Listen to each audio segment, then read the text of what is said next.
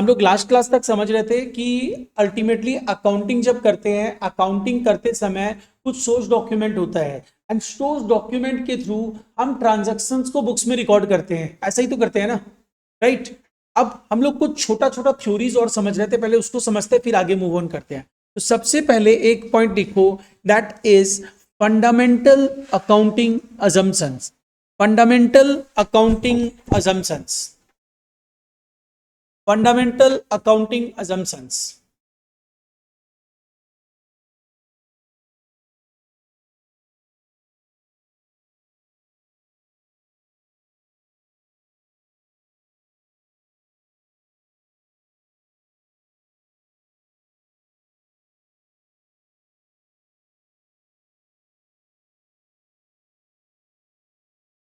चलो ये अमन बताने वाला है, अमन बता तो फंडामेंटल अकाउंटिंग assumptions क्या क्या है। हम लोग लास्ट क्लास डिस्कस किए थे ना, लिखवाया नहीं था लेकिन शायद डिस्कस किया था, तो याद नहीं है, आदमी को याद है।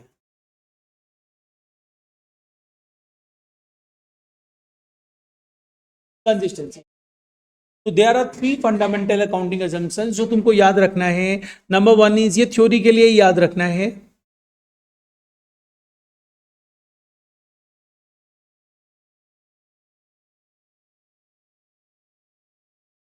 वन इज गोइंग कंसर्न, 3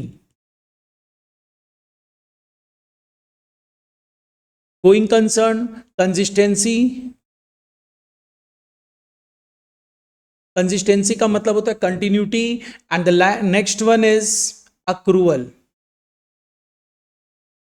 इन तीनों की एक मीनिंग होती है, और हम लोग जब भी बिजनेस स्टार्ट करते हैं तो हम लोग मान के चलते हैं ये सारे अजम्पशंस फॉलो हो रहे हैं।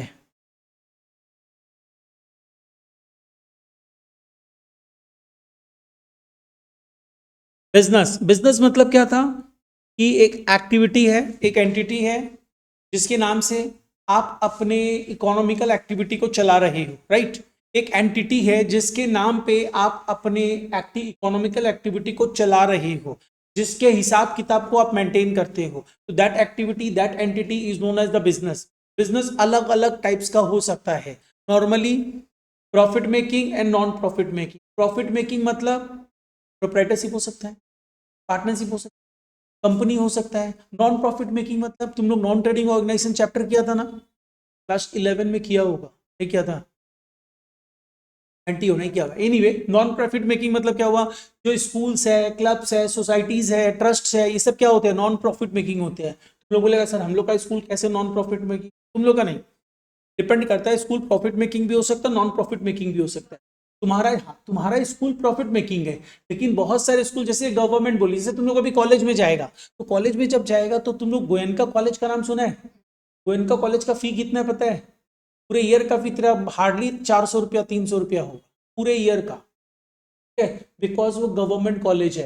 वो नॉन प्रॉफिट में, ये तुम भवानीपुर कॉलेज में चला जा, शिक्षा यतन कॉलेज में चला जा, जेवीएस में चला जा, वहां का फी क्या होगा, ईयरली अराउंड 50 to 80,000 हो। तो देयर इज अ डिफरेंस, 300 रुपया और 50,000 रुपया।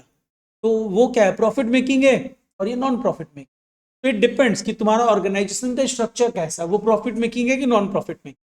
प्रॉफिट मेकिंग है प्रोप्राइटरशिप, पार्टनरशिप, कंपनीज हो सकता है। नॉन प्रॉफिट मेकिंग में generally schools, colleges, club, society, trust ये सब होता है, ठीक है। हम लोग स्पेसिफिकली अकाउंटिंग जो समझेंगे, बिजनेस के लिए समझ रहे हैं, बिजनेस ऑलवेज प्रॉफिट मेकिंग होता है, तो बिजनेस के लिए समझ रहे हैं तो उसके अकॉर्डिंगली मूव ऑन करेंगे। हाँ, तुम्हारे सिलेबस में, सीए के सिलेबस में नॉन प्रॉफिट मेकिंग ऑर्गेनाइजेशन का फाइनल अकाउंट भी है, वो भी समझना। तो जो नॉन ट्रेडिंग ऑर्गेनाइजेशन चैप्टर का भी नाम ली ना धानवी, वो चैप्टर है, वो भी समझना। गोइंग कंसर्न, बिजनेस में ये तीनों चीजें, कभी भी आप बिजनेस करोगे ना तो ये फंडामेंटल है, मान के चलते हैं बिजनेस में ये सारी चीजें तो होंगी ही होंगी, ये असम्पशन होगा ही होगा। तो मतलब गोइंग कंसर्न मतलब क्या हुआ, गोइंग कंसर्न मतलब होता है business will goes on till perpetuity. Business चलता रहेगा लॉन्ग टर्म के लिए। Business will goes on till perpetuity. Perpetuity मतलब पता होगा ना सबको, ये मैथमेटिकल टर्म है, तुम लोग बोल रहा था ना यस का मैथ्स अच्छा है, यस से ही पूछते हैं, बचाओ यस। फिर परपेचुटी का मतलब पता तुमको नहीं आता तो पीछे यस जैन बैठा उसको पास ऑन कर, तुमको कैसे नहीं पता?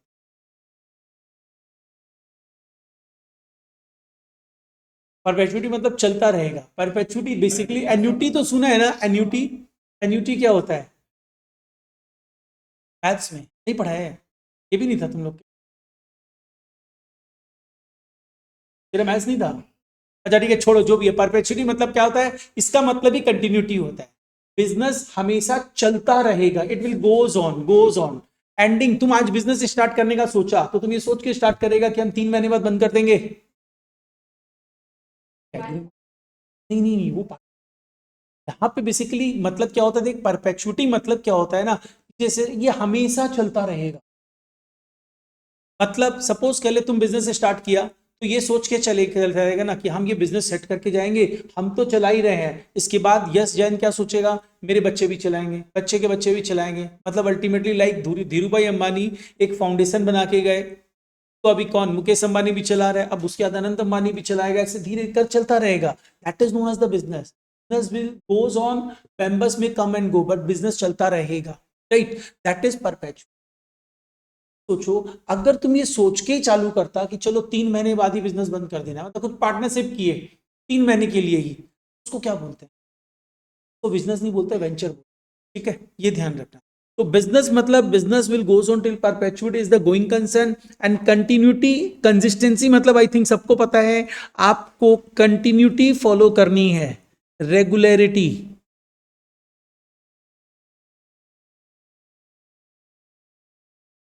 भाई मालूम है तुम लोग अगर अकाउंट्स को समझे ना, अकाउंट्स ना पूरा नॉर्मल लाइफ से रिलेट करते हैं, एक्सेप्ट सम स्पेसिफिक रूल्स छोड़ दो तो। अब डेबिट क्रेडिट कहां से रिलेट करेगा? इन कंसेप्ट रिलेट करते हैं। अगर फंडामेंटल अकाउंटिंग एजम्पशंस को तुम अपने पढ़ाई में रिलेट करना चाहे तो फंडामेंटल अकाउंटिंग एजम्पशंस में गोइंग कंसर्न क्या है? Will goes on, learning is a never ending process, चलता रहेगा। तुम हर चीज नया सीखेगा, लर्निंग है। तो बेसिकली जो पढ़ाई करे तो गोइंग कंसर्न तो अप्लाई हो ही जाता है। इसके साथ साथ अगर तुम उसी पढ़ाई को डेडिकेशन के साथ, रेगुलरिटी के साथ फॉलो करे तो ऑब्वियस सा बात है तो सक्सेस मिलना ही है। हमेशा ध्यान रखना, अगर तुम लोग डेडिकेशन के साथ, डिसिप्लिन के साथ चीजों को फॉलो कर रहे, रेगुलरिटी के साथ, तो तुमको सक्सेस मिलना ही मिलना है, कोई नहीं रोक सकता है। एंड इसके बाद आता था अक्रूवल। अक्रूवल मतलब क्या होता है? अपने अकाउंट्स में अक्रूवल क्या मतलब क्या हुआ? अकाउंट्स में अक्रूवल का मतलब होता है to get the true and fair view. आपको इनकम एंड एक्सपेंडिचर को properly as and when they occur record करना पड़ता है। ये नहीं है कि रिसिप्ट बेसिस पे रिकॉर्ड करेंगे, राइट? तो बेसिकली क्या हुआ, उसी तरह अक्रूवल अगर तुम अपने पढ़ाई में रिलेट करना चाहे तो, अगर तुम पढ़ाई कर रहे हैं तो जैसे जैसे तुमको होमवर्क मिल रहा है वैसे वैसे तुमको कंप्लीट करना है, रिवाइज करना है, टाइम टू टाइम जो जो ड्यू जैसे जैसे ड्यू हो रहा है वैसे वैसे कंप्लीट करना है, देन सक्सेस मिलना ही मिलना है। ये तुम्हारा पढ़ाई से भी रिलेट करता है। गोइंग कंसर्न चलता रहेगा, कंटिन्यूटी रेगुलरिटी के साथ बिजनेस करना है, चेंज नहीं करना है। और अक्रूवल मतलब इनकम एंड एक्सपेंडिचर को प्रॉपरली अपडेट करना है as and when it becomes due. क्यों? क्योंकि ट्रू एंड फेयर व्यू चाहिए। तो कंटिन्यूटी मतलब रेगुलरिटी, कंसिस्टेंसी मतलब रेगुलरिटी के साथ अकाउंटिंग पॉलिसीज फॉलो करनी है, एंड एक्रूअल्स मतलब क्या हो जाएगा? Yes, income and expenditures to be recorded as and when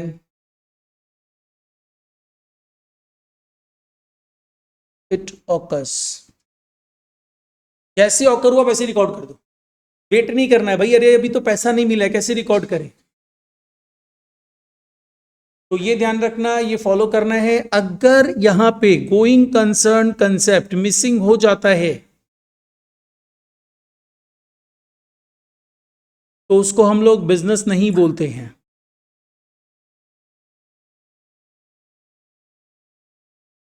consistency तो तुम मिस कर ही नहीं सकता, कंसिस्टेंसी मिस कर दिया तो फिर तो कोई ऑर्गेनाइजेशन ही नहीं, कैसे चले? ये तो जरूरी है। अब तुम बोलेगा कि सर हम रेगुलरली क्लास ही नहीं करेंगे, तो रेगुलरली क्लास नहीं करेंगे तो कैसे चलेगा? नहीं होगा, वो तो जरूरी है। हाँ, अरे देख गोइंग कंसर्न क्या हुआ, तुम हो सकता है 3 महीने दुर्गा पूजा का टाइम आया या अभी महाकुंभ जो मेला लगा था, तुम बोलता है हम बिजनेस करेंगे, ठीक है, हम बिजनेस क्या करेंगे, हम एक वहां पे टू व्हीलर लेके चले गए, लोगों को एक प्लेस से दूसरे प्लेस ले जाने के लिए, हम वहां पे एक महीने रह के इसमें प्रॉफिट कमाएंगे। वो तो एक महीने के लिए ही हो, तो प्लान ही था।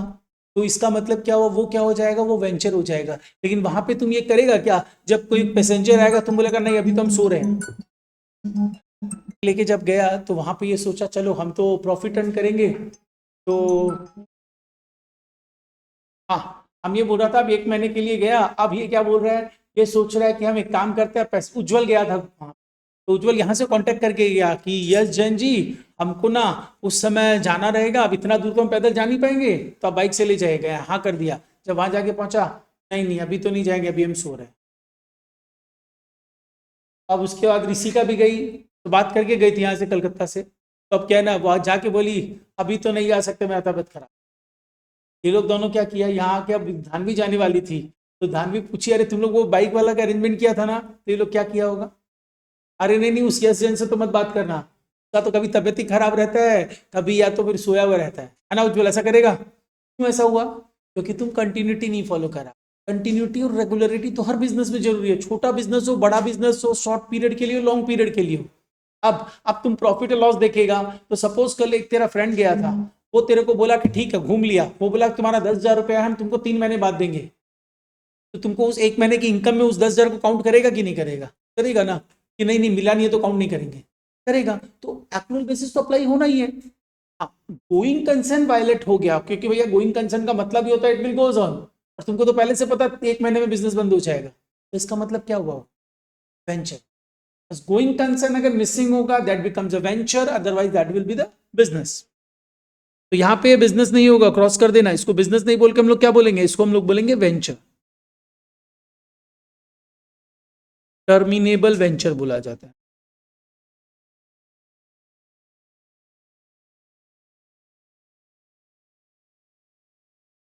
अगर यही वेंचर सपोज कर लो 2-3 जन मिलके करते हैं, तो उसको क्या बोलते हैं, पार्टनरशिप, तो ज्वाइंट वेंचर। अगर पार्टनरशिप हो, पार्टनरशिप में गोइंग कंसर्न मिसिंग हो, तो उसको हम लोग टर्मिनेट वेंचर नहीं बोलते, उसको ज्वाइंट वेंचर बोलते हैं, पार्टनरशिप नहीं बोलेंगे, पार्टनरशिप तो बिजनेस को।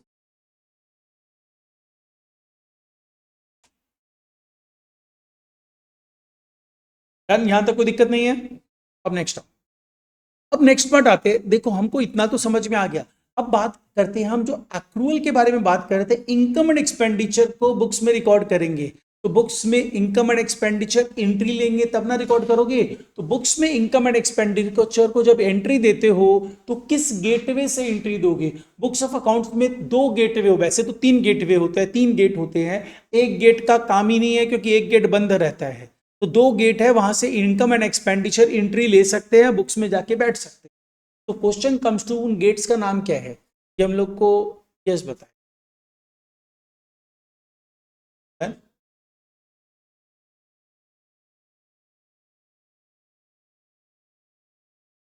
को बोला जाता है बेसिस ऑफ अकाउंट। बोलो अब याद आया होगा कुछ, बेसिस ऑफ, लास्ट क्लास हम लोग डिस्कस किए थे।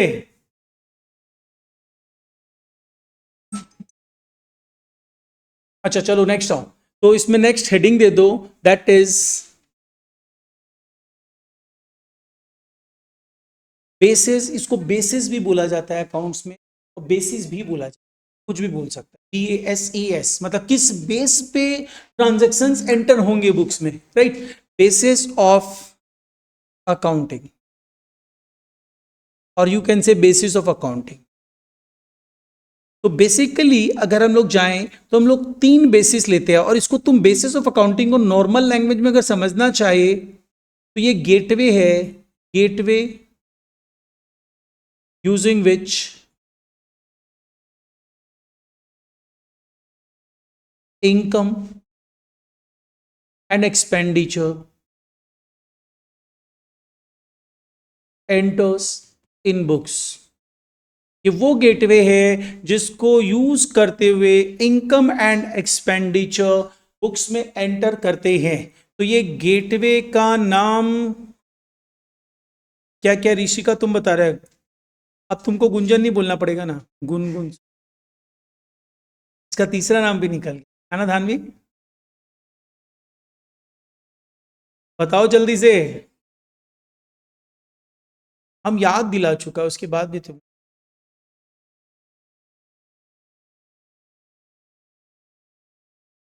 धानवी को याद है?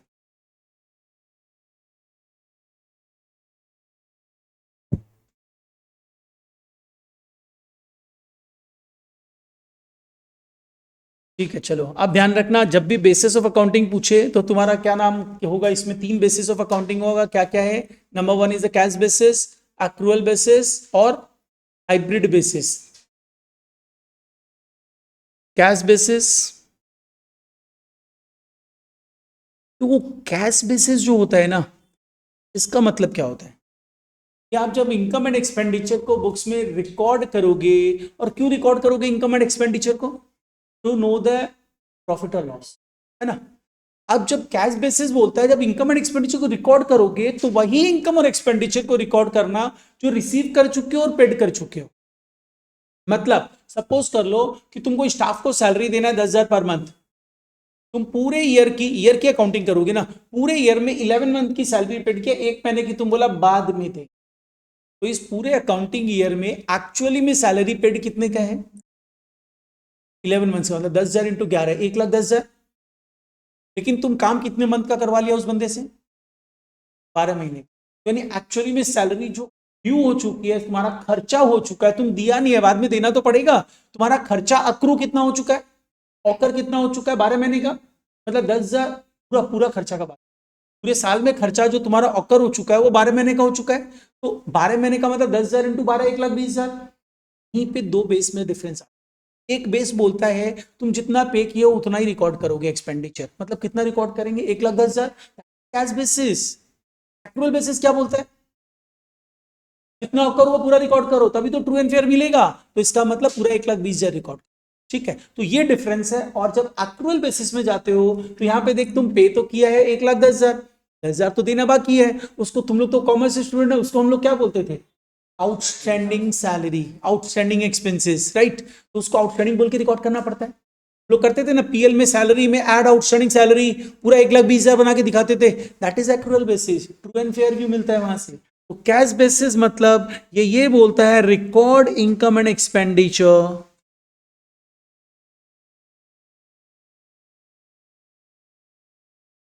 record income and expenditure as and when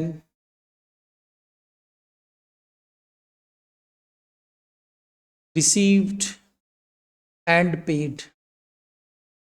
received and paid, income received होगा तब, expenditures paid होगा तब।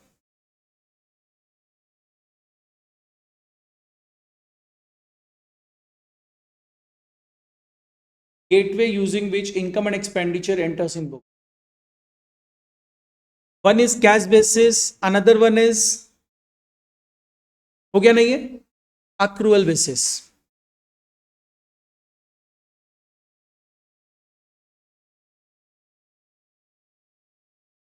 accrual basis, accrual basis का मतलब क्या होता है पता है? इसको एक नाम से और जाना जाता है, उज्जवल बताएगा क्या नाम है एक और?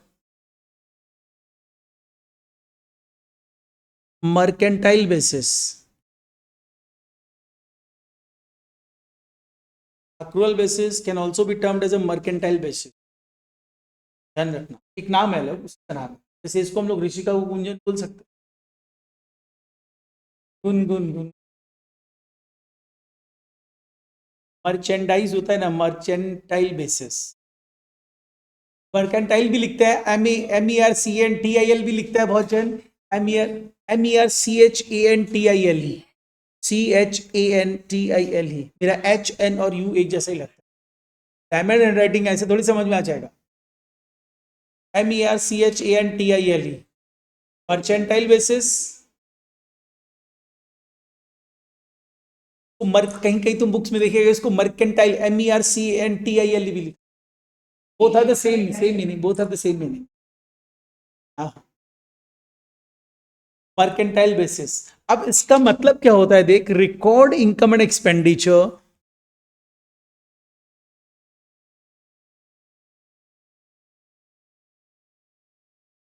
and expenditure as and when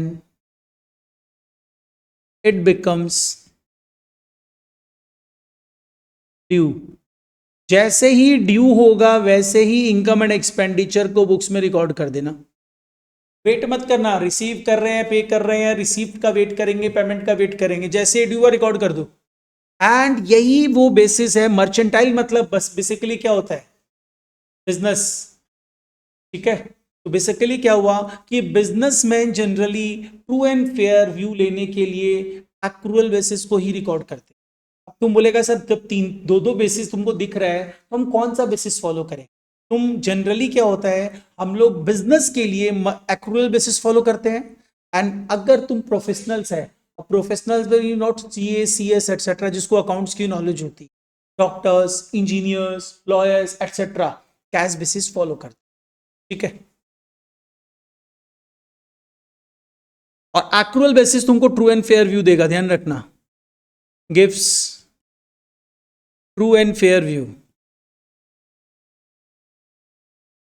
cash basis पे ट्रू एंड फेयर व्यू नहीं मिलता है। कैश बेसिस से तुमको ट्रू एंड फेयर व्यू नहीं मिलेगा, एक्रूअल बेसिस से ही मिलेगा। कैश बेसिस जनरली कौन फॉलो करता है? Cash basis generally followed by professionals, professionals like CA. बस हम यही तो सुनना चाहता था, एक जन बोले लाइक डॉक्टर्स, इंजीनियर्स, और बताओ एक नाम, लॉयर्स। तुम लोग के जो अश्विन सर है लॉ पढ़ाएंगे, वो एडवोकेट ही है, लॉयर है। अच्छा, हम लोग को मिला cash basis, accrual basis generally कौन फॉलो करेगा? बिजनेस फर्म्स फॉलो करेंगे।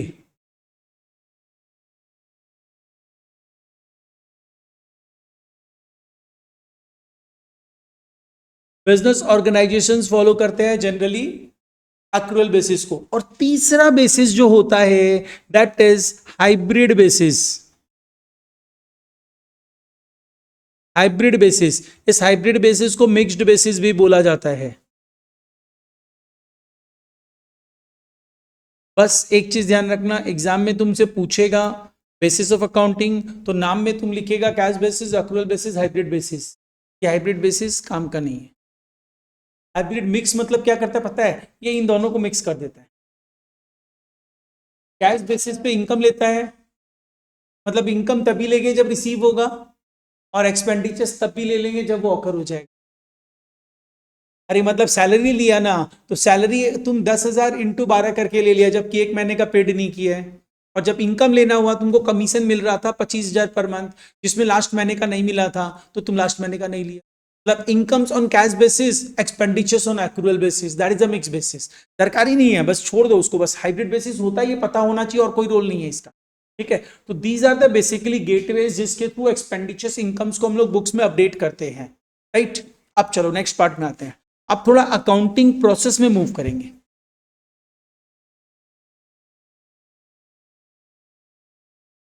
अकाउंटिंग प्रोसेस,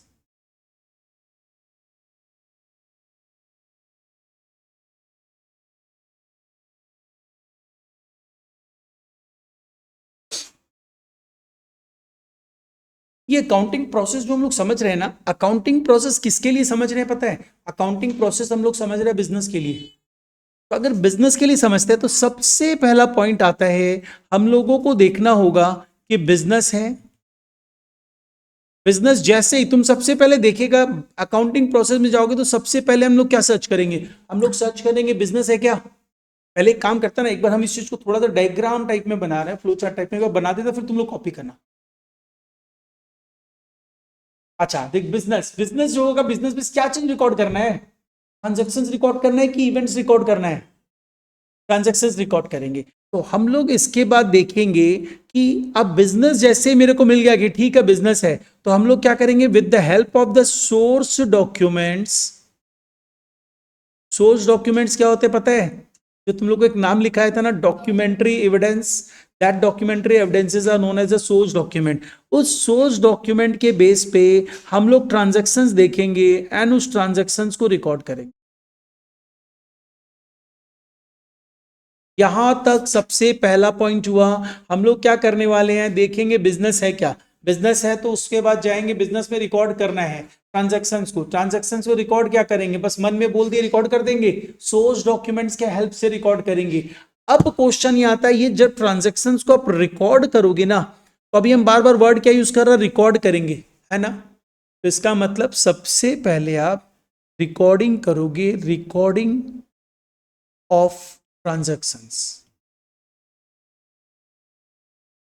पहला steps will be transactions record होंगे, राइट। अब ट्रांजैक्शंस रिकॉर्ड करने के बाद आप इससे कहां चले जाओगे, after recording the transactions you will move to the next step, and the next step will be what. ये सब पता है तुम लोगों को, ऐसा बात नहीं है कि नहीं पता है। कहां मूव करेंगे बताओ। रिकॉर्डिंग के बाद हम लोग नेक्स्ट पार्ट में मूव करते हैं, क्लासिफिकेशन में। याद है सबसे पहले लास्ट क्लास जब एक तुम लोग फाइनेंशियल अकाउंटिंग का हम डेफिनेशन लिखा रहा था, तब भी क्या लिखवाया था, financial accounting is the art of recording, classifying and summarising. तो यहां पे रिकॉर्डिंग के बाद हम लोग का हो जाएगा क्लासिफिकेशन।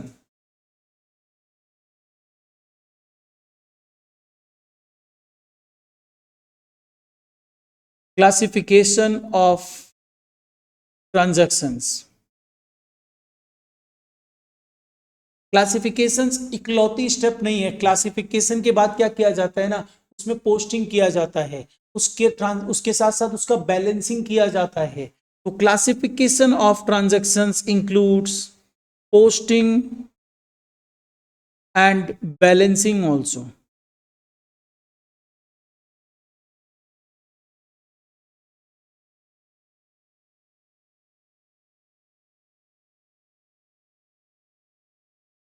अच्छा, आफ्टर दिस मतलब बेसिकली पहली स्टेप अपनी क्या होगी, first step is the recording, second is the step is the classifying, and third step will be what. इसके बाद हम लोग नेक्स्ट पार्ट में चले जाते हैं, दैट इज समराइजिंग।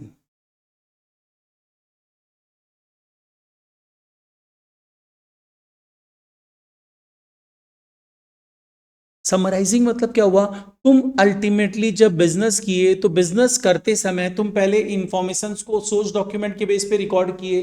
बिजनेस करने का मतलब ही था तुमको प्रॉफिट या लॉस निकालना है, तो तुम प्रॉफिट या लॉस देखने के लिए क्या क्या कि प्रॉपरली चीजों को सजाए, सजा के अब तुम क्या देखे, हो रहा है कि लॉस हो रहा है, that is a summarising stage. Summarising stage में अगर अकाउंटिंग तरीके से हम लोग जाएं, तो अकाउंटिंग तरीके से हमारे पास इसमें दो चीजें आ जाती है। उज्जवल क्या क्या आ जाता है इसमें,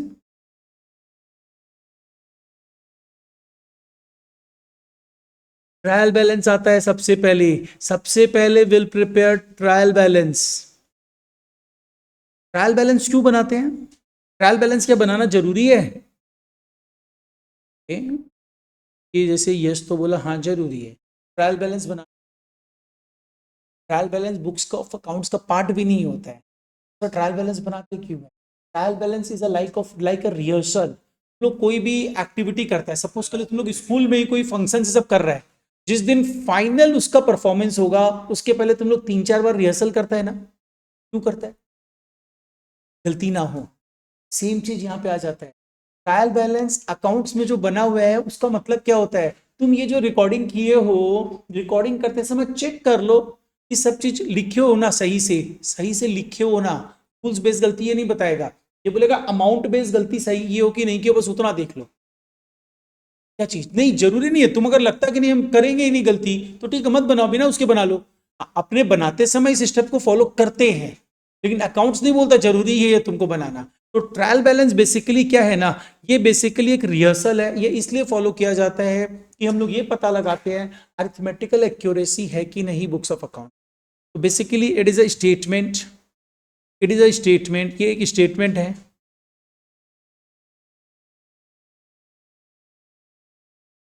टू चेक अरिथमेटिकल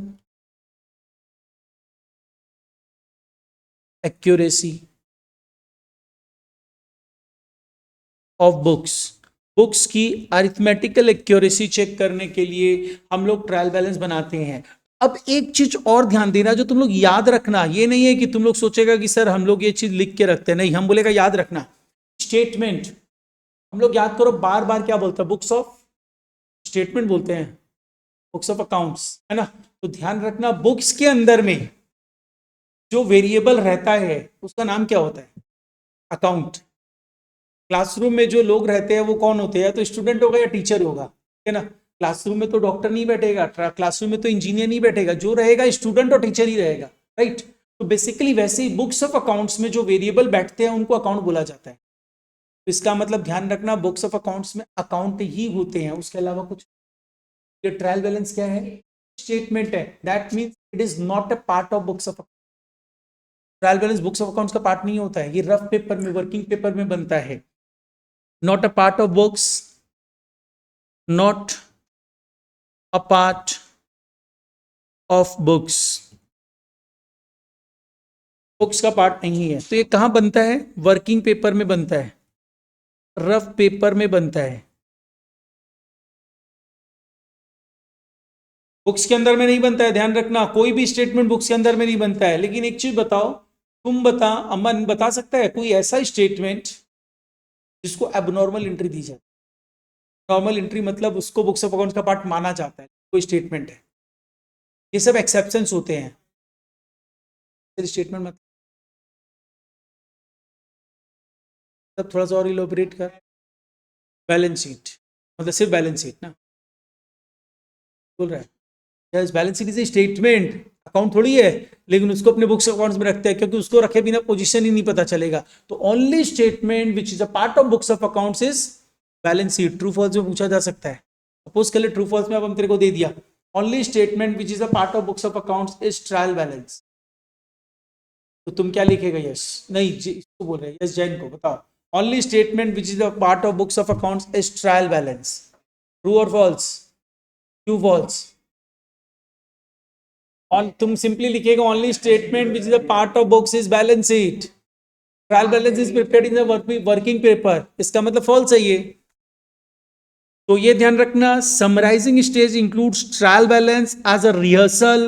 अब रिहर्सल के बाद तुम क्या करोगे, फाइनल पार्ट में जाओगे, and final part will be the final account. Next part हम लोग मूव ऑन कर जाएंगे समराइजिंग स्टेज में ही, that is final account. Final accounts can also be termed as a financial statements. लेकिन सिंस क्या है ना, जनरली फाइनेंशियल स्टेटमेंट्स वर्ड जो यूज करते हैं हम लोग कंपनी के केस में, और कंपनी तुम लोगों के पार्ट में फाइनल अकाउंट वाला पोर्शन यहाँ पे तुम लोग के कंपनी के केस में नहीं, फाइनल अकाउंट ही वर्ड यूज कर। फाइनल अकाउंट इंक्लूड्स क्या क्या पता है, फाइनल अकाउंट इंक्लूड्स एक पार्ट होगा इनकम स्टेटमेंट, एंड दूसरा पार्ट होता है पोजीशन स्टेटमेंट।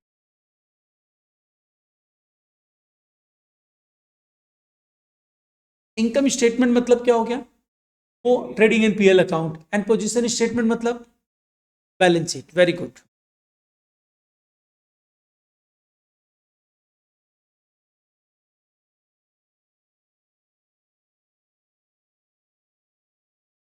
अब फाइनल अकाउंट क्या लास्ट स्टेप है, फाइनल अकाउंट जो है मतलब समराइजिंग स्टेप जो है वो क्या अकाउंटिंग का लास्ट स्टेप है। याद करो हम लोग लिखते समय तो यही लिखे थे, financial accounting is the art of recording, classifying and summarising in a significant manner. ठीक है, बेसिकली क्या हुआ कि क्या ये लास्ट स्टेप है, फाइनेंशियल अकाउंटिंग का लास्ट स्टेप समराइजिंग ही। लेकिन इसके बाद भी अकाउंटिंग मतलब सिर्फ फाइनेंशियल अकाउंटिंग नहीं होता, ये तुम लोग को लास्ट क्लास में भी बताया था। अकाउंटिंग के स्टेप्स और आगे भी जाती है, बट फाइनेंशियल अकाउंटिंग स्टेप्स यहीं पे रुक जाती है।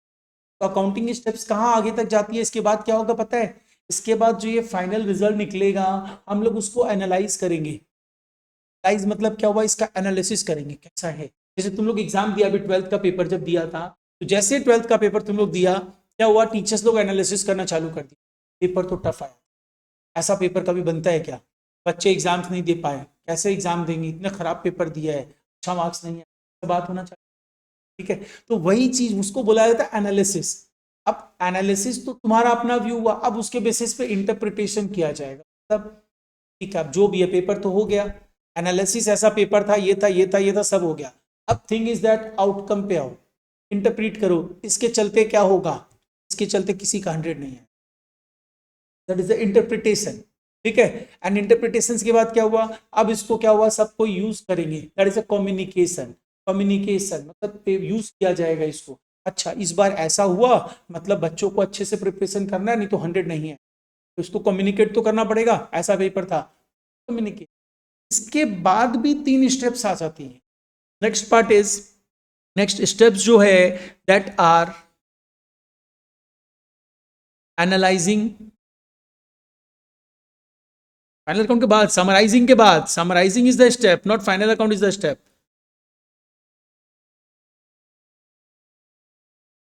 एनालाइजिंग, समराइजिंग में 2 स्टेप्स है, trial balance and the final account.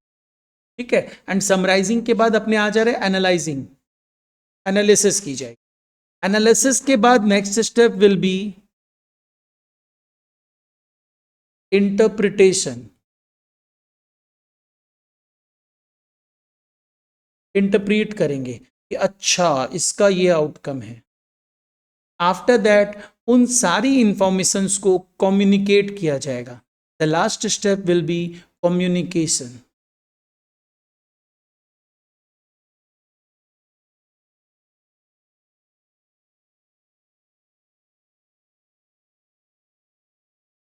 तो ये सारे स्टेप्स है जिसमें ध्यान देना, हम जो पहली 3 स्टेप समझे हैं कि रिकॉर्डिंग, क्लासिफाइंग एंड समराइजिंग, ये 3 स्टेप्स को पता है किस अकाउंटिंग की ब्रांचेस का स्टेप्स है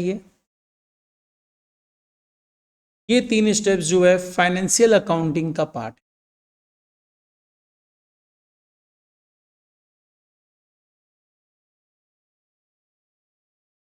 recording, classifying and summarising are the part of financial accounting. और ये 3 स्टेप्स जो है ये किसका पार्ट है, एचआर एनालाइज, इंटरप्रेट, कम्युनिकेट करेगा। एचआर क्या काम करता है, इंसान को डील करता है, एम्प्लॉइज को डील करता है, सैलरी क्या होगा, प्रमोशन कब मिलेगा, किसको कहाँ रिक्रूट करेंगे, किसका इंटरव्यू कैसे लेंगे, इसका तो कोई रोल नहीं है। कुछ और बोल रहा है management accounting, cost account, cost का इससे क्या लेना देना, हम लोग तो प्रॉफिट एनालिसिस करेंगे। अच्छा, सेल्स इस बार गिरा, इंटरेस्ट इनकम इस बार बढ़ गया, इससे ये सब जो एनालिसिस किए इसके चलते इंटरप्रिटेशन क्या है, ओवरऑल रिजल्ट अच्छा है। ठीक है भाई, रिजल्ट अच्छा है तो पब्लिक को बता दो। सोशल रिस्पॉन्सिबिलिटी कैसे हुआ, सोशल रिस्पॉन्स सोसाइटी के लिए सोच रहे हैं कि अच्छा वहां पे एक हॉस्पिटल खुलवा देते हैं जिसमें मेडिकल। उज्जवल सही बोला, मैनेजमेंट अकाउंटिंग, अरे कहां से, ह्यूमन रिसोर्स कैसे होगा, ह्यूमन रिसोर्स तो इंप्लॉइज का सैलरी एटसेट्रा को डील करेगा, सोशल रिस्पॉन्सिबिलिटी किसको डील करेगा, अरे एक हॉस्पिटल खुलवा देते हैं, मेडिकल ट्रीटमेंट फ्री में होगा, ये कहां है इससे रिलेटेड, किसको एनालाइज कर रहे हैं तुम, समराइज की हुई चीज को, फाइनल अकाउंट को एनालाइज कर रहा है, तो फाइनल अकाउंट को एनालाइज करने में कॉस्टिंग कैसे आ जाएगा, तब ये मैनेजमेंट अकाउंटिंग का पार्ट होगा। देखो कोई दिक्कत नहीं है, नहीं आना में कोई प्रॉब्लम नहीं है, लेकिन सीखते समय फिर उसके बाद आ जाना चाहिए। और इसीलिए तो बेसिक सारा डिस्कस कर रहे हैं, नहीं तो ऐसा नहीं है ये तुम लोग पढ़ा हुआ है, बहुत बेसिक सा चीज है। इनिशियल अभी अपने 7-8 क्लास जो लेने वाले हैं ना, इन्हीं सब चीजों को डिस्कस करेंगे, जिससे तुम लोग का अगर बेस में कुछ भी गड़बड़ हो तो वो रिपेयर हो जाए। चलो नेक्स्ट आओ, तो इसका मतलब ये समझ में आ गया। अब इनके थ्रू हमको एक चीज और समझना है, दैट इज बुक कीपिंग। अब अकाउंट्स करते समय हम लोग जब भी अकाउंटिंग वर्ड यूज करेंगे ना, तो ध्यान रखना फाइनेंशियल अकाउंटिंग के। अब एक चीज बताओ, एक टर्म होता है that is called book keeping, एक टर्म होता है दैट इज कॉल्ड अकाउंटिंग, और एक टर्म होता है, पहले यही 2 टर्म समझते, बुक कीपिंग अकाउंटिंग में यश क्या डिफरेंस, कोई डिफरेंस होता भी है क्या, बुक कीपिंग और accounting. Aman, there is any difference between book keeping and accounting.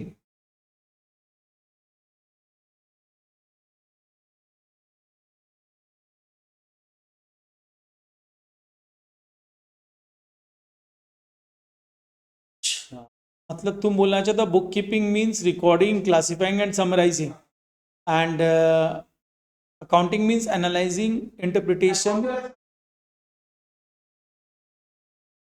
Narrow में कहां तक आएगा?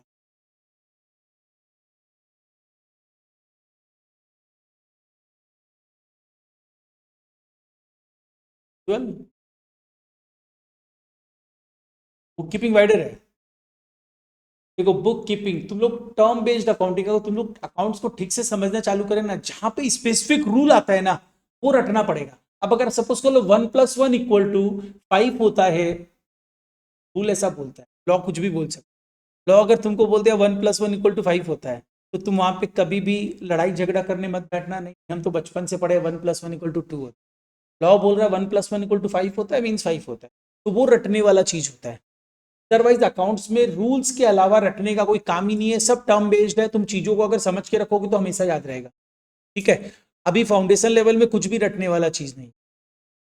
इंटर में जाओगे तो कुछ है जो अकाउंटिंग स्टैंडर्ड्स एटसेट्रा रूल्स है, वो सब तुमको रटना पड़ेगा अकाउंट्स में। तो यहाँ पे देखो बेसिकली क्या होता है, बुक कीपिंग, टर्म को एनालाइज करो। बुक कीपिंग मतलब क्या हुआ? Keeping of books, keeping of books मतलब keeping of accounts in books.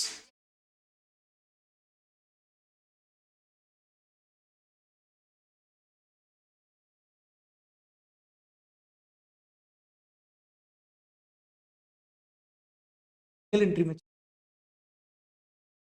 Book keeping मतलब क्या होता है पता है? बुक कीपिंग मतलब keeping of accounts, keeping of books, book keeping मतलब कीपिंग ऑफ बुक्स। और बुक को रखना, बुक को रखने के लिए बुक के अंदर रखोगे क्या? अकाउंट्स। तो बुक कीपिंग का मतलब होता है कीपिंग ऑफ अकाउंट्स। एक चीज बता, कौन सी स्टेज तक में अकाउंट्स बुक्स के अंदर है? ट्रांजेक्शन। इन तीन स्टेज का नाम क्या? Recording, classifying, summarising, analysing, interpretation, communication. Till which stage accounts books में रहते हैं और कब निकलना चालू कर देते हैं? समराइजिंग, समराइजिंग से तो निकलना चालू कर देता है।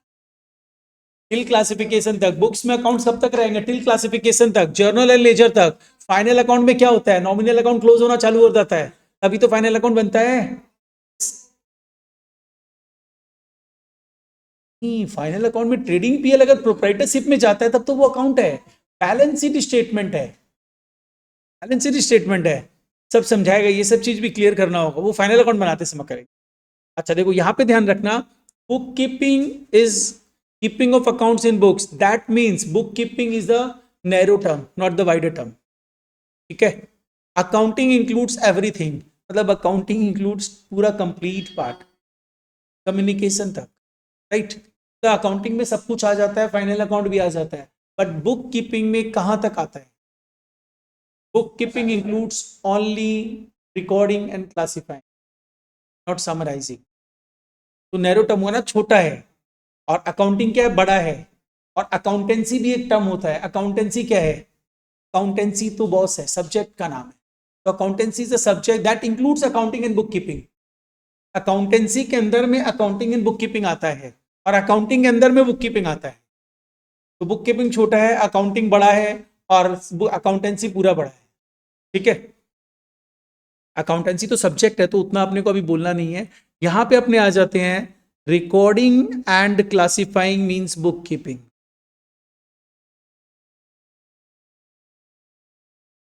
इस तरह से डायग्राम ये सब बना रहेगा ना तो देखते ही समझ में आएगा, अच्छा ऐसा है। बुक कीपिंग मतलब सिर्फ इतना तक हुआ है, ध्यान रखना, recording and classifying. And accounting already तुम लोग यहाँ पे फाइनेंशियल अकाउंटिंग लिख चुका है, मतलब financial accounting includes summarising also. अगर हम लोग सिर्फ फाइनेंशियल अकाउंटिंग की बात करें, ठीक है।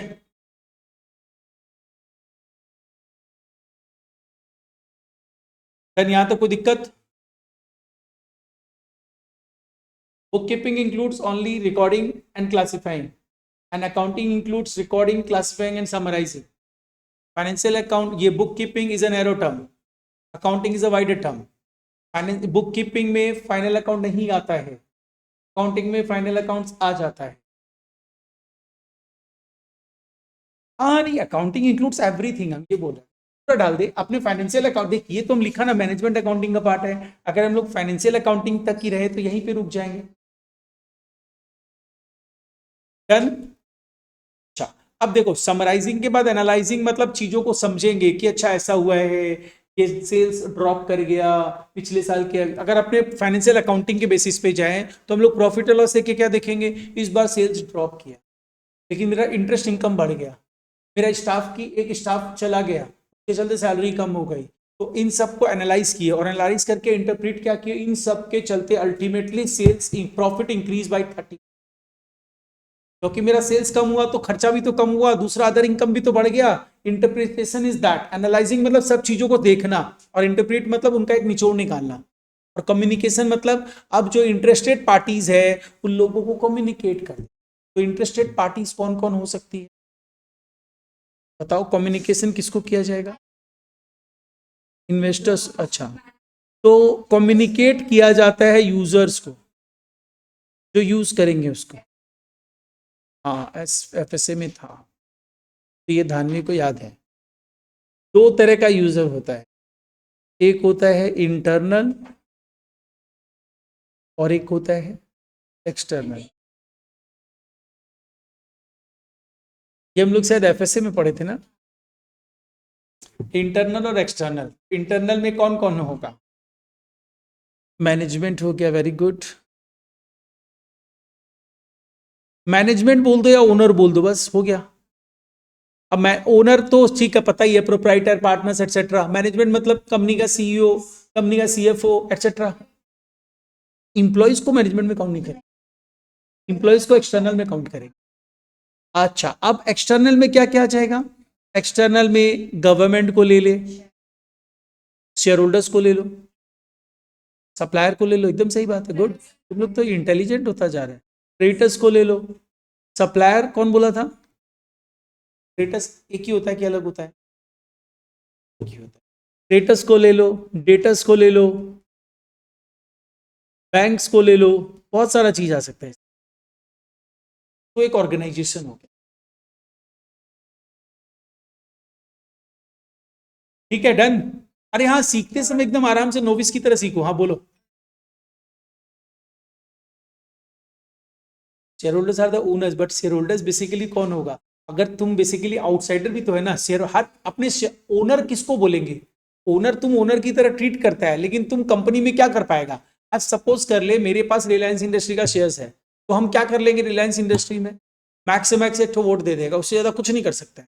कौन कर सकता है, मुकेश अंबानी, क्योंकि इसका मेजोरिटी स्टेक है। तो Mukesh Ambani is the internet user. हम क्या करेगा, जब इंफॉर्मेशन पब्लिश होगा उस इंफॉर्मेशन को देखेगा, उसके बेसिस पे कुछ डिसीजन लेगा, और क्या करेगा, अपना शेयर या तो बेच देगा या कुछ एक्स्ट्रा एड ऑन कर लेगा। कंपनी डिविडेंड देगा तो डिविडेंड ले लेगा। I am the external user, share holder is the external user. Share holder में अगर तुम मेजोरिटी शेयर होल्डर है, that means you are the management, and when you are the management you are the internal user. Internal user का मतलब बताए क्या होता है बेसिकली, इन सिंपल वर्ड, जिसके पास इंफॉर्मेशन पहले आती है, they are the internal user. ठीक है, अब कंपनी सपोज कल अपना रिजल्ट बनाया, तो रिजल्ट बना के पब्लिश करेगा तब ना मेरे को पता चलेगा, लेकिन जो कंपनी का CFO होगा उसको पहले से पता रहेगा। तो इसीलिए देख क्या होता है ना, थोड़ा सा इसमें आते हैं शेयर मार्केट में। आज कंपनी का जो CFO होता है ना, कंपनी का CEO होता है ना, कंपनी का जो सीनियर अकाउंटेंट होता है, they are barred for trading in that company share. तुम उस कंपनी का शेयर नहीं खरीद सकता है, हमारे जो क्लोजली रिलेटिव है वो लोग उस कंपनी का शेयर नहीं खरीद सकते हैं। तो आज रिलायंस कंपनी का जो सीनियर अकाउंटेंट होगा, तो जब क्वार्टरली रिजल्ट पब्लिश करने वाला होगा, उसके पहले तो रिजल्ट उसके हाथ में है, उसको पता है रिजल्ट इस साल पिछले साल से इतना बढ़ा है, पिछले क्वार्टर से इतना गिरा है, तो पता है जैसे मार्केट में बताएंगे मार्केट प्राइस गिर जाएगा, तो प्राइस सेंसिटिव इंफॉर्मेशन पे इंसाइडर ट्रेडिंग कर लेगा। हाँ? नहीं तो वो तो सेबी के पास इंफॉर्मेशन रहता है ना, तुरंत वो पकड़ में आ जाएगा, सेबी का नोटिस आ जाएगा, अरे भाई आप तो कंपनी के रिलायंस के CEO है, रिलायंस के CFO है, सीनियर अकाउंटेंट है, आप कैसे शेयर्स खरीद लिए। और पेनल्टी इंपोज होता है, 500 टाइम्स का पेनल्टी इंपोज होता है। तो नेक्स्ट, अच्छा हम लोग ये समझ लिए ना कि ये अपना स्टेप्स है। अब हम लोग अकाउंटिंग प्रोसेस के बाद मूव कर रही है। जो अकाउंटिंग प्रोसेस तुम फॉलो करेगा ना, अकाउंट्स के लिए फॉलो कर रहा है, तो जब अकाउंट्स फॉलो करेगा, अकाउंट्स लिखेगा किस तरीके से, अकाउंट्स मतलब क्या हुआ, हिसाब किताब लिखना। इन अगर एकदम नॉर्मल लेमन लैंग्वेज में जाए तो अकाउंट्स का मतलब होता है हिसाब किताब को लिखना। अब हिसाब किताब को लिखेंगे किस तरीके से, तो हिसाब किताब को ये तो हम लोग समझ लिए, अच्छा लिखने के लिए ये प्रोसेस फॉलो करेंगे। पहले रिकॉर्ड करेंगे, क्लासिफाई करेंगे, बट लिखेंगे कहाँ पे? तो वी हैव टू सिस्टम्स जिसमें लिख सकते हैं, दो ही सिस्टम है। One is single entry system, systems of record keeping लिखो। तो डांट थोड़ी पड़ता, गलत बोल देता तो बोल देता। सिस्टम्स ऑफ रिकॉर्ड कीपिंग जब हम समझाएगा तब डांट नहीं पड़ेगा, जब धीरे धीरे हम लोग थोड़ा सा समझ चुके रहेंगे, फिर जब क्वेश्चंस पूछेगा तो नहीं बताएगा तो डोज भी मिलेगा। सिस्टम्स ऑफ रिकॉर्ड कीपिंग, तो सिस्टम्स ऑफ रिकॉर्ड कीपिंग जो है उसमें we have two systems, one is single entry system,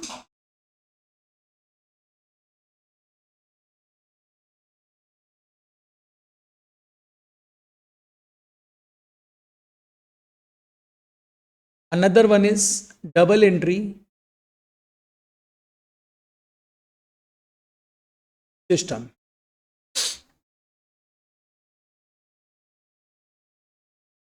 तो क्वेश्चन इज हम लोग कौन सा सिस्टम फॉलो करेंगे? देखो हम लोग जो सिस्टम फॉलो करने वाले हैं, जनरली तुम्हारा पूरा syllabus is based on this double entry system, पूरा सिलेबस डबल एंट्री सिस्टम के ऊपर बेस्ड है, लेकिन तुम्हारे सिलेबस में एक चैप्टर डाल दिया गया है that is single entry system.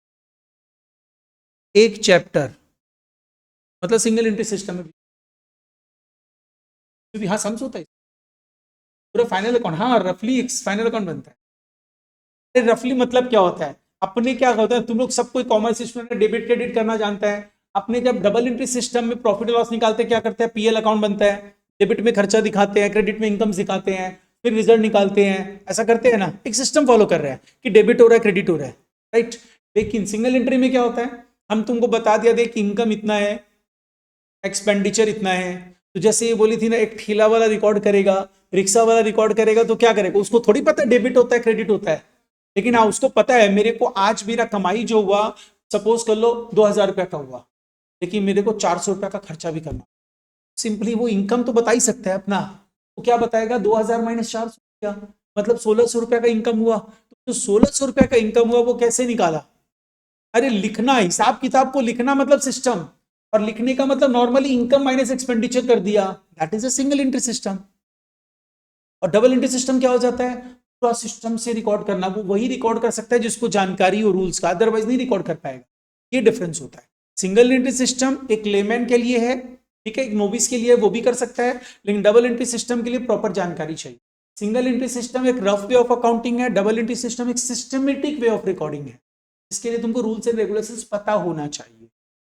ये सब single entry system small level of organisation के लिए चलता है, बिग ऑर्गेनाइजेशन सिंगल एंट्री में काम ही नहीं कर पाएगा, कंफ्यूज हो जाएगा, प्रॉब्लम हो जाएगा, तो किस में करेगा, डबल एंट्री सिस्टम। ये सब डिफरेंसेस है। वैसे डबल एंट्री सिस्टम तो स्मॉल के लिए भी सही है, डबल के लिए भी मतलब बिग के लिए भी सही है, ठीक है। तो यहाँ पे सिंगल एंट्री सिस्टम मतलब क्या होता है पता है, बस इसको समझेंगे अपने डिटेल्स में। एक तो सिंपली लिख लो,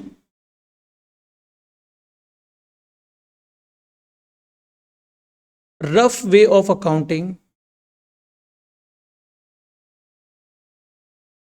अकाउंटिंग suitable for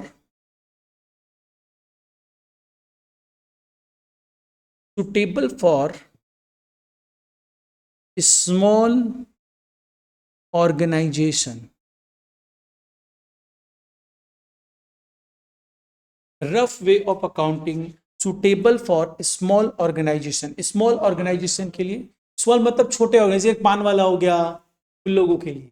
अब बिग ऑर्गेनाइजेशन मतलब क्या हो गया, सपोज कर लो कि तुम रिलायंस इंडस्ट्री में चला जाओ, तो नहीं फॉलो करता, लेकिन हाँ सिंगल एंट्री सिस्टम स्मॉल के लिए सुटेबल है, और डबल एंट्री सिस्टम जो होता है वो सबके लिए सुटेबल है, स्मॉल के लिए भी सुटेबल है और बिग के लिए भी सुटेबल है। बट स्मॉल के लिए क्या होगा ना, ये थोड़ा टाइम कंज्यूमिंग, कॉस्टली हो। अगर एक पान वाला है उसको अकाउंट्स नहीं आता है, तो उसको डबल एंट्री में अकाउंटिंग करना है, तो उसको एक अकाउंटेंट रखना पड़ेगा, सैलरी देना पड़ेगा, कॉस्ट आ गया, इट बिकम्स कॉस्टली। अब सिंगल एंट्री सिस्टम में क्या था, total income minus total expenditure, profit मिल गया, वहां पे क्या होगा, नई जर्नल्स बनाओ, लेजर बनाओ, ट्रायल बैलेंस बनाओ, फाइनल अकाउंट बनाओ, टाइम कंज्यूमिंग है। ये थोड़ा सा डिफरेंस आता है। सब क्या है ना, तुमसे जो थ्योरी पूछता है ना, थ्योरी तुम लोग से 2 जगह पूछता है, याद है मैं बोला था। एक तुम लोग से 4 नंबर का थ्योरी पहले क्वेश्चन में कंपलसरी पूछता है, ठीक है, और एक तुमसे 5 नंबर का थ्योरी एकदम लास्ट क्वेश्चन में पूछता है, जो ऑप्शनल है, तुम चाहे तो उसको छोड़ सकता है, लेकिन फिर भी थ्योरी पूछता है, ठीक है। तो वो जो 5 नंबर का थ्योरी है उसमें पूछा जा सकता है differentiate between single entry and double entry, differentiate between book keeping and accounting, 4 number में भी पूछ सकता है, उधर 5 नंबर। तो थ्योरी कुछ भी पूछ सकता है।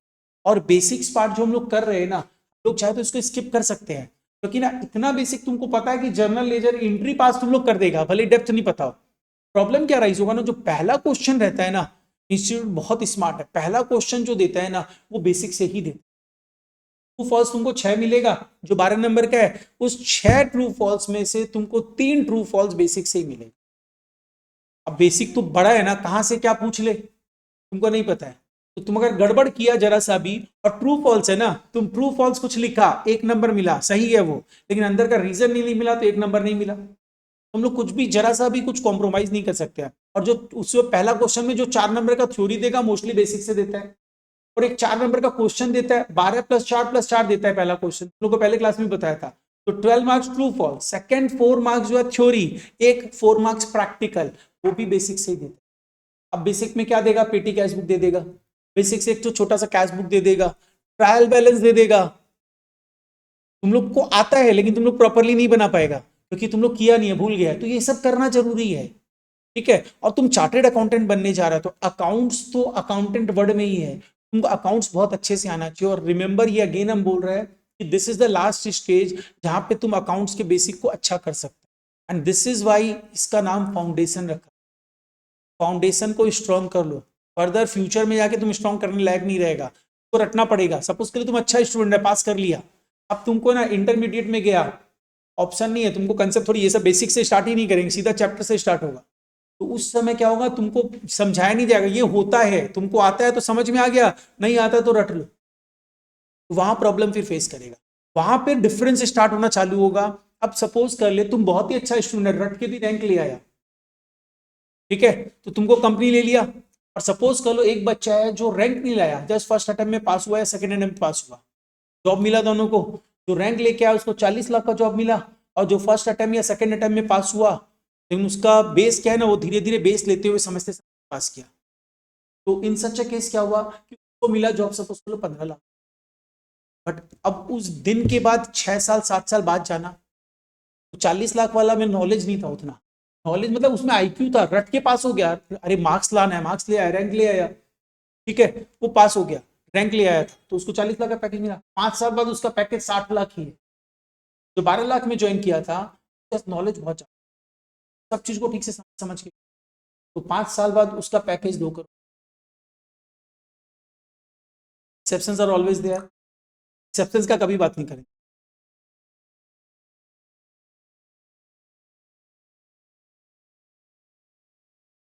पढ़ाई कर,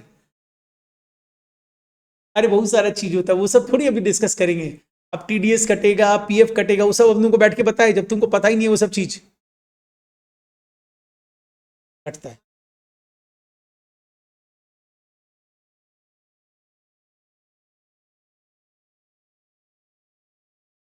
तुमको तो अल्टीमेटली इनकम टैक्स डिपार्टमेंट को जो इन्फॉर्मेशन देना है, उसमें इनकम टैक्स डिपार्टमेंट ऐसा नहीं बोलता है कि तुमको books of accounts properly prepare करना है, तो तुम books of account not prepare करके इनकम टैक्स सबमिट कर देगा। इनकम टैक्स जब सबमिट करते तो books of accounts not prepare करके भी सबमिट हो, वो उस तरह सबमिट करेगा।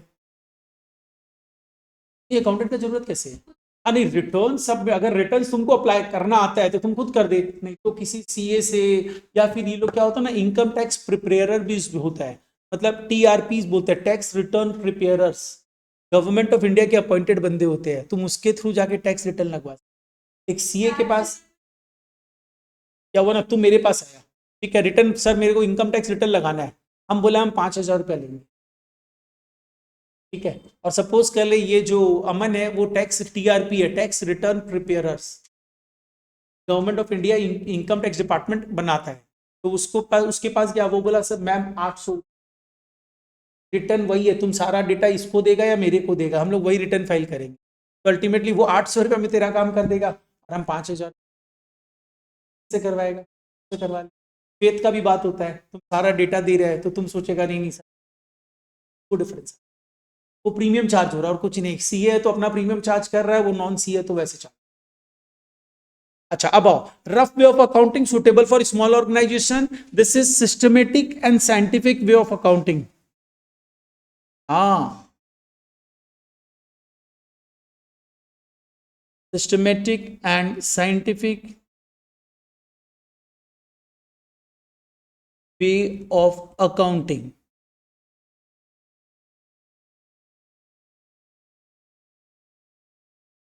suitable for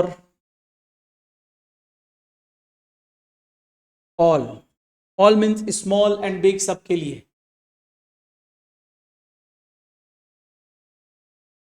देखो सिंगल एंट्री सिस्टम जो होता है ना, it is a mixture of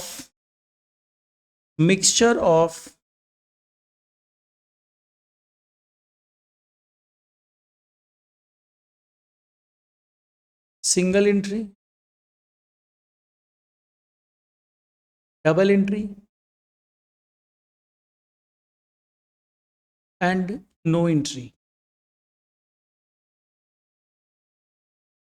कैसे हम बताते हैं। और डबल एंट्री सिस्टम में तो वर्ड ही एडेड है, डबल, है ना। डबल एंट्री सिस्टम में तो वर्ड ही एडेड है, डबल। तो डबल एंट्री सिस्टम में क्या होता है, और ये सबको पता भी है, each transaction is recorded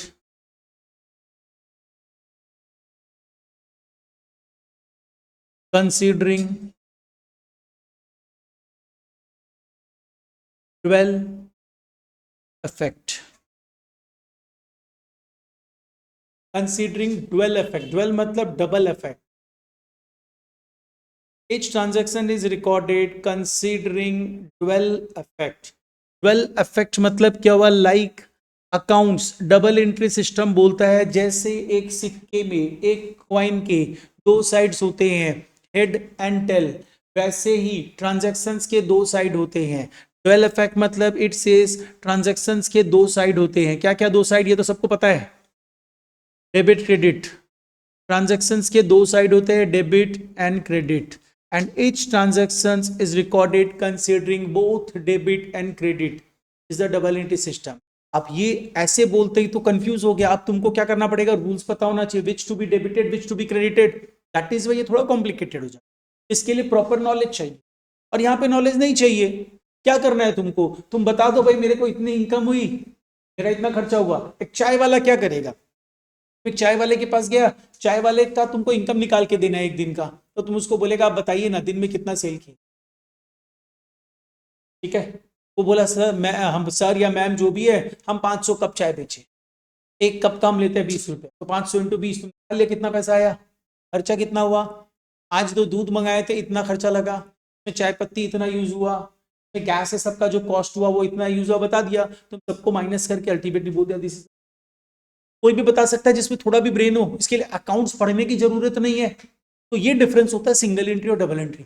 double entry में अकाउंटिंग करना है तुमको अकाउंट्स का नॉलेज होना चाहिए, अदरवाइज नहीं कर पाएगा, ठीक है। तो अब क्वेश्चन ये आता है कि सर यहां तो डबल इफेक्ट ही लेना है, बट यहां आप बोले single entry, double entry and no entry.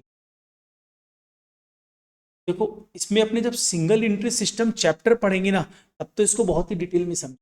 अभी नॉर्मल छोटा सा चीज समझो, जो चाय वाला है, वो चाय जो बेचता है, वो रिकॉर्डिंग करते समय किस तरीके से रिकॉर्ड करेगा, वो अकाउंट्स नहीं बनाएगा, डबल एंट्री सिस्टम में तो बनाएगा नहीं। सपोज करो छोटा चाय वाला है, एक तो छोटा सा वो क्या बोलते हैं, स्टॉल लगा के बैठा है, ठीक है। तो बेसिकली क्या होगा, वो बैठ के अकाउंटेंट तो नहीं रखेगा ना, 25,000 रुपये महीने का देके, 50,000 रुपये महीना का देके, खुद ही रिकॉर्डिंग करेगा। तो अब बेसिकली क्या वो देख क्या मेंटेन करेगा, तुम सोचना सिर्फ, वो चीजें समझ में आएगी अकाउंट्स का मतलब क्या होता है। वो बंदा चाय बेचता है, हम लोग जाके उसे चाय पीते हैं, तो उससे चाय लिए पैसा दे दिए, मतलब उसका कैश सेल होता है। ऐसे दुकान को भी, ऐसे ऑफिसेस को भी पकड़ के रखा होगा जहां पे वो चाय भिजवा देता है, पैसा 1 महीने बाद मिलता है, मतलब क्रेडिट सेल्स भी हो। तू जिससे खरीदता है वो रेगुलर बेसिस पे खरीद रहा है, तो उधार में भी खरीदता होगा, तब उसका डेटर भी होगा, क्रेडिटर भी होगा। अब बात करते हैं इसके अलावा, वो चाय पत्ती सपोज कर ले कैश में खरीद लेता है, गैस से सबका खर्चा बाद में देता है, क्रेडिट में खरीदता है, ये सब उसका खर्चा है। तो अब वो रिकॉर्डिंग जो करेगा कैसे करेगा? सपोज कर लो वो धानवी को बोला मैम आप बताइए कैसे किया, क्यों बोली देख तू मेरे को अगर अपॉइंट करवाएगा तो हम तो 50,000 रुपये महीने का, ठीक है हम तुमसे चाय पीते रहते हैं, तुम अच्छे आदमी हो तो हम तुमको आइडिया दे देते हैं। तो बोली एक काम करो, ये जो पेज है ना, एक पेज लो, एक डायरी बनाओ, उस डायरी में यहाँ पे लिखो रिसिप्ट, यहाँ पे लिखो पेमेंट, फेसबुक हो गया। बोला तुमको जो भी पैसा मिलेगा ना तुम यहाँ डेबिट में डालते रहना, जो भी पैसा तुम पे करोगे ना तो तुम क्रेडिट यहाँ पेमेंट्स में डाल, क्रेडिट डेबिट मत समझाना, जो पैसा मिला रिसिप्ट, और जो पैसा दिए पेमेंट दिखाते रहना। तो सपोज करो मिला 5,000 रुपया, गया 2,000 रुपया, तो उसके पास बचा कितना? यानी वो बंदा कैशबुक तो बना ही देगा, भले उसको आता नहीं हो, कैशबुक बन जाएगा ना, ऐसे कैशबुक बना दिया। अब उसके अलावा क्या हुआ, ये वो बोला कि मैम लेकिन हम तो ऑफिस से सब में उधार में बेचते हैं और कुछ से उधार में खरीदते भी हैं। तो ये बोली एक काम करना, जिन जिन लोग से तुम उधार से लेता है ना, उधार में लेता है और उधार में देता है, उनके लिए अलग से 2 डायरी बना ले। एक डायरी में लिख ले लेनदार, एक डायरी में लिख ले देनदार, हिंदी में उसको समझ में, इंग्लिश में आता तो डेटर क्रेटस लिखवा देना। अब उसके बाद क्या हुआ, डेटस में ऑफिस का नाम लिख दिया, ABC एंड को, XYZ एटसेट्रा लिख लिया। अब तुम उसको जब चाय बेचा तो तुम सिंपली ये लिख लेना 25 कप चाय बेचे, 30 कप चाय दिए आज, ऐसे करके नोट डाउन कर ले। लास्ट में तुम देख तुमको पता चला 100 कप चाय था, 100 इंटू 20 रुपया प्राइस हो गया। अब वो जब ये प्राइस दिख रहा है, ये क्या दिख रहा है, डेटा से पैसा लेना है। जब वो पैसा दे दिया तो तुम क्या करना, यहां पे लेस कर देना और उसको कहां डाल देना, कैसा आया ना, डे बुक थोड़ी बना रहा है, उसको तो आता ही नहीं है। स्टेटस अकाउंट, उस बंदे का सिंपली नाम लिखा उज्जवल, उज्जवल के नाम में लिख दिया 25 कब दिए, 30 कब दिए, 55 कब दिए। देख हम समझाना चाह रहे हैं क्यों सिंगल एंट्री। जब वो कैश सेल किया तो वो कहां रिकॉर्ड किया, सिर्फ रिसिप्ट एंड पेमेंट में, कैश मिला तो। जब वो क्रेडिट सेल्स किया तो कहां रिकॉर्ड किया, सिर्फ डेटर अकाउंट में, काउंटिंग फॉर्म में नहीं था, नॉर्मली एक पेज था, डेटर अकाउंट में रिकॉर्ड किया। सिंगल एंट्री, एक जगह रिकॉर्ड हो रहा है ट्रांजैक्शन।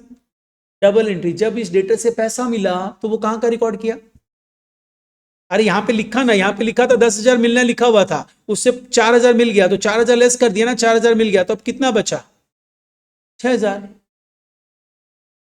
यहां लिखा और दूसरा कहां लिखा, अरे पैसा मिला है 4,000 का तो कैश बुक में भी तो रिसिप्ट में डाला, डबल एंट्री हुआ। दो जगह रिकॉर्ड करना मतलब डबल एंट्री।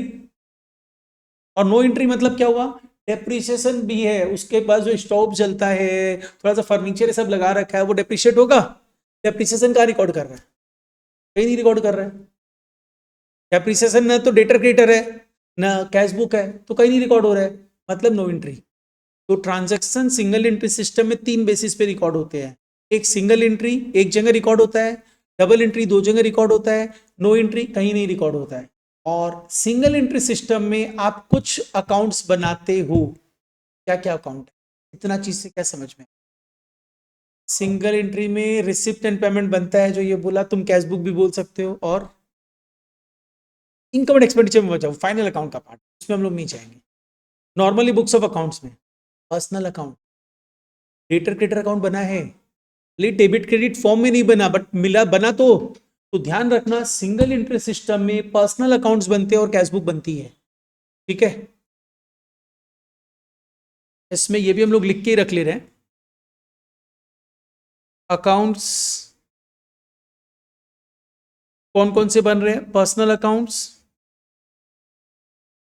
नॉमिनल अकाउंट नहीं बनता, यहां पे नॉमिनल अकाउंट नहीं बनता है, पर्सनल अकाउंट बनेगा और उसके साथ साथ कैश बुक बनेगी।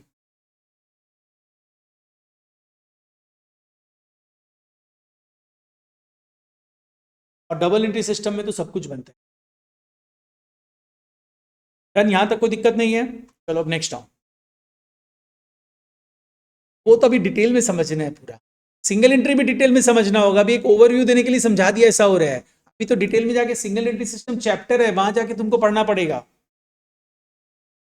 डन, यहां तक कोई दिक्कत नहीं है। अब चलो नेक्स्ट आओ। अब हम लोग थोड़ा सा डबल एंट्री सिस्टम के बारे में जाते हैं। डबल एंट्री सिस्टम, इसको डिटेल्स में समझेंगे आज, थोड़ा सा ही समझेंगे डबल एंट्री सिस्टम के बारे में।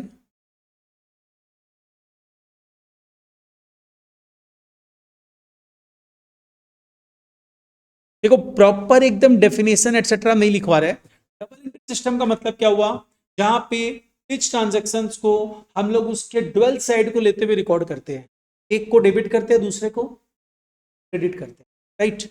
इसके इसमें डबल एंट्री सिस्टम में एक कंसेप्ट है वो वर्क करता है, that concept is known as dual aspect concept. Dual aspect concept, dual aspect concept, यही कंसेप्ट ये बोलता है each transaction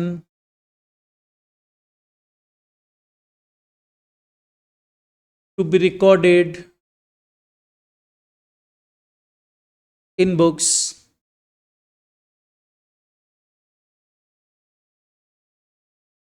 taking two effects, that is one debit and another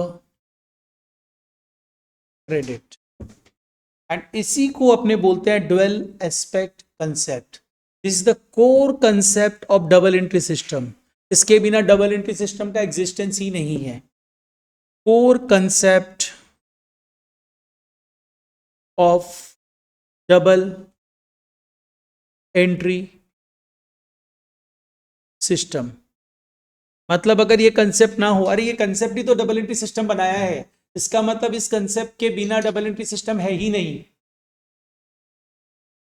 this is dual aspect concept. अब हम लोग क्या करेंगे ना, देखो डबल एंट्री सिस्टम के बाद हम लोग अभी थोड़ा सा और आगे डिटेल्स में नहीं जा रहे हैं, क्योंकि तो फिर इसके बाद तुम लोग को जर्नल्स लेजर जर्नल्स मेनली जाना पड़ेगा डिटेल्स में, तो अभी बीच में आधा छोड़ना पड़ेगा, तो अभी आगे नहीं जा रहे हैं, अभी थोड़ा बहुत डिस्कशन कर रहे हैं। अगर हम लोग डबल एंट्री सिस्टम में जाते हैं, सबसे पहले हम लोग किस में चले जाएंगे, रिकॉर्डिंग। सिंगल एंट्री में भी रिकॉर्डिंग होता है, हम लोग डबल एंट्री सिस्टम में रिकॉर्डिंग में जाएंगे, and recording is known as journal. Recording is journal. Journals में रिकॉर्ड कैसे करते हैं, क्या करते हैं, तुम लोग सबको आता है, तुम लोग को जर्नल्स करना आता है, लेकिन हम लोग थोड़ा सा ब्रीफ में डिस्कस करते हैं, बेसिक जहां जहां जरूरी है, जहां से ट्रू फॉल्स पूछा जा सकता है और क्या फॉर्मेट्स है वो डिस्कस करते हुए थोड़ा स्मार्ट वे ऑफ एंट्रीज को डिस्कस करेंगे। ये नहीं कि अपने जर्नल एंट्रीज बहुत सारा डिस्कस करेंगे, smart way of entries discuss करेंगे, जिससे तुम लोगों का मोरल जर्नल एंट्री कंप्लीट हो। एक क्लास लेंगे पूरा जर्नल्स खत्म कर, ठीक है, तरीके से मूव ऑन। लेकिन अभी थोड़ा बहुत डिस्कशन करता है। प्लीज जब करते हैं ना, तो बुक्स ऑफ अकाउंट्स में एंट्री का मतलब क्या होता है, रिकॉर्डिंग करना, फर्स्ट टाइम रिकॉर्डिंग करना इज द एंट्री। कहाँ पे रिकॉर्ड करते हैं, जिस बुक में रिकॉर्ड करते हैं, the book is known the journal. That is why हम लोग टर्म यूज करते हैं जर्नल एंट्री। एंट्री मतलब recording for the first time, ठीक है। एंड जिस बुक में रिकॉर्ड करते हैं, book is a journal, that is why journal entry.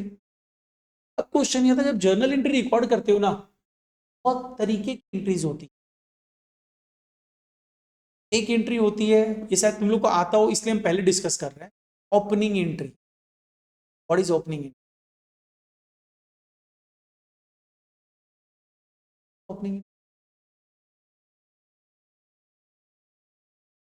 कोई ओपनिंग एंट्री मतलब क्या होता है, देखो बुक्स ऑफ, कहाँ बोल,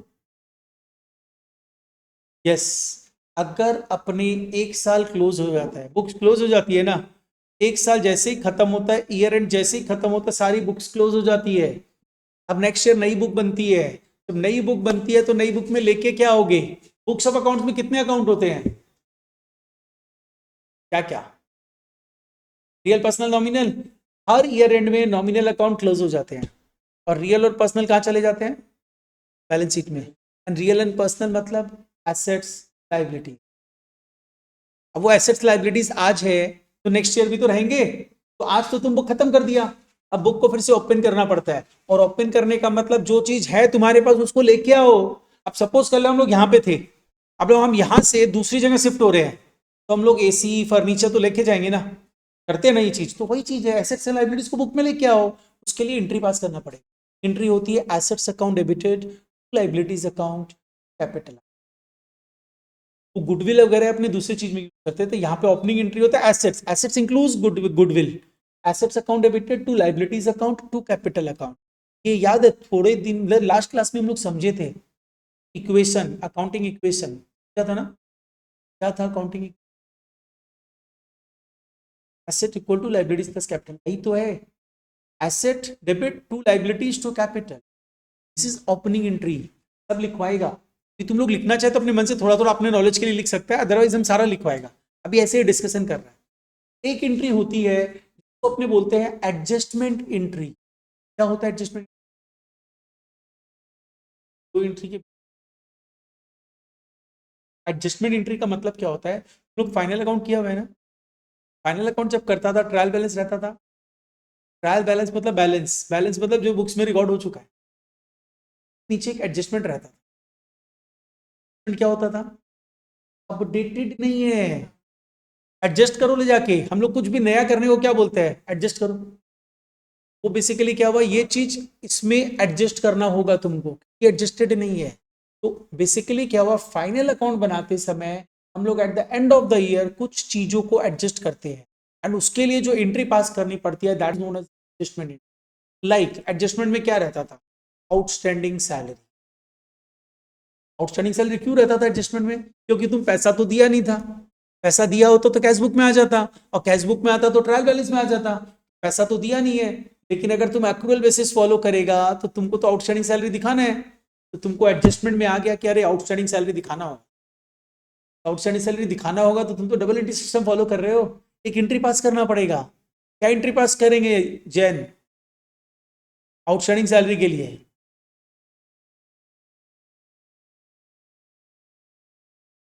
outstanding salary account debited to salary account, यहां बोल रहे हैं एंट्री करते हैं, गलत है, हो सकता है नहीं। Salary account debited to outstanding salary, उल्टा तो इंस्टीट्यूट थोड़ी मार्क्स देगा, इंस्टीट्यूट बेटा कम अगेन। अभी जो कम अगेन वर्ड है उससे एक चीज बताता है, तुम लोग सीए कोर्स कर रहे हैं, सीए कोर्स में सी ए है ना, ए का मतलब क्या पता है, बेटा कंटेंट तो है, वो तो जग जाहिर है, इसका मतलब होता है कम अगेन। इंस्टीट्यूट बोलता है कि तुम बार बार मेरे पास आओ, अब ये तेरे थॉट लेवल पे है कि तुम इसको क्या समझ रहे हैं। बेसिकली इंस्टीट्यूट बोलता है कम अगेन, आओ तुम आके मेरे, तो या तो सेम लेवल एग्जाम का फी दो, मेरा रेवेन्यू बढ़ाओ, या तो बार बार फाउंडेशन या इंटर एग्जाम दे दे के रेवेन्यू बढ़ाओ, या अलग अलग एग्जाम दो, फाउंडेशन दो रेवेन्यू दो, इंटर दो रेवेन्यू दो, फाइनल दो रेवेन्यू दो, फिर मेंबरशिप दो, रेवेन्यू तो दो। तेरा थॉट लेवल है, तुम एक ही लेवल पे बार बार रेवेन्यू देना चाहता है कि अलग अलग लेवल पे जाके रेवेन्यू, बट आना तो पड़े कम अगेन, इसीलिए अपना थॉट लेवल चेंज करके कम अगेन में चला जाना। अब हम लोग आते हैं आउटस्टैंडिंग सैलरी, एडजस्टमेंट एंट्री हुआ, salary to outstanding salary, this is called adjustment entry. एक होता है रेक्टिफिकेशन एंट्री। रेक्टिफिकेशन क्या, कुछ गलती कर दिया तो उसको सुधारना पड़ेगा, एंट्री पास करना पड़ेगा, दैट इज रेक्टिफिकेशन एंट्री। अलग से चैप्टर है रेक्टिफिकेशन तुम्हारे सिलेबस में, इससे क्वेश्चन तुम ना एग्जाम में ना, सीए एग्जाम में ना कुछ एक पैटर्न है, अगर उस पैटर्न को फॉलो करे ना 50 to 60 लाना तो आसान है, 60 चल फिर भी छोड़ दे, 50 तुम इजीली ले आएगा, खाली उस पैटर्न को फॉलो कर। रेक्टिफिकेशन ऑफ एरर चैप्टर अच्छे से करके जाओ, एक क्वेश्चन तुमसे पूछेगा ही, minimum side 5 marks, maximum side 10 marks. BRS 10 number का क्वेश्चन पूछता ही पूछता है, रिकंसिलिएशन शेप 15 नंबर तो यहीं। तो बीआरएस तुम लोग क्लास 10 में किया, सॉरी 11 में, सॉरी हम 10 बोलते थे।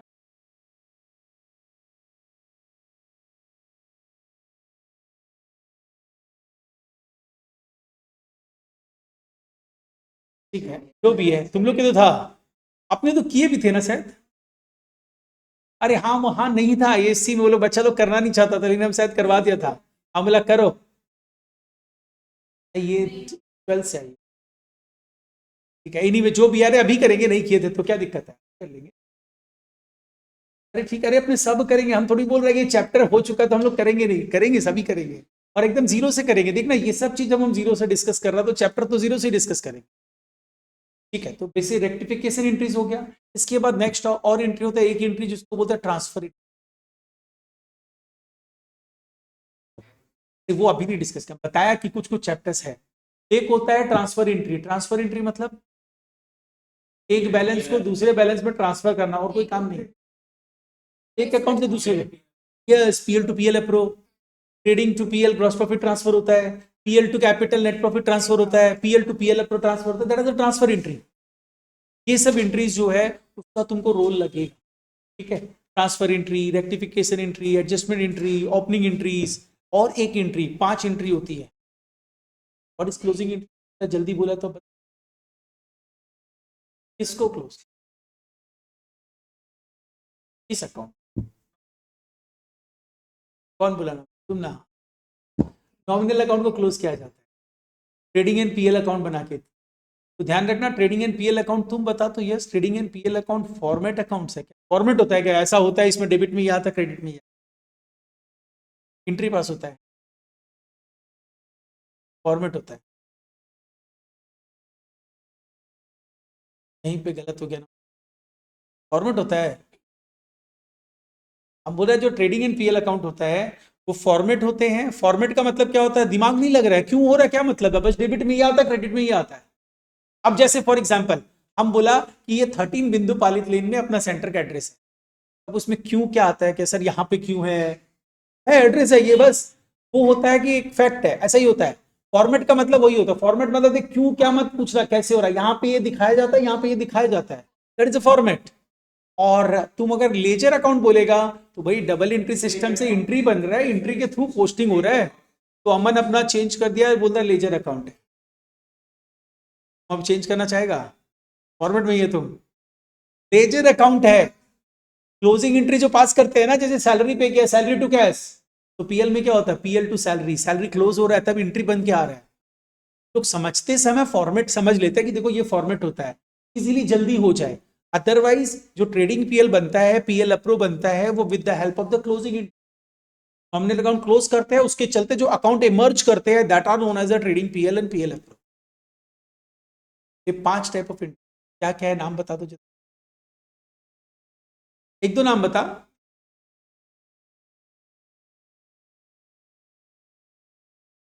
ओपनिंग एंट्री पूरा बोलो, क्लोजिंग एंट्री बस छोड़ दो, तुम दो बताओ, दो